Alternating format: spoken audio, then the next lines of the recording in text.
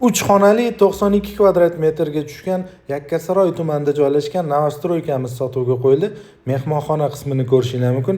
Juda ham chiroyli remontda bitgan. Xonadonimizdagi barcha mebel texnikalar qolar ekan. Hamma xonalari alohida mana shu xol orqali kiriladi. Keyingina oshxonani ko'rishingiz mumkin. Chiroyli qilib stol zonani joylashtirib qo'yilgan. Kuxni mebellari ham juda ham chiroyli chiqqan. Barcha mebel texnikalari tayyor holatda. Bu yog'imizda detskiy yotoqxona joylashgan, ikkita dinamik kravat, shkaf, dars tayyorlash uchun stol zonalarigacha tayyor turibdi. Kattalar yotoqxonasini ko'rishingiz mumkin. Bunda ham barcha sharoitlari tayyor holatda.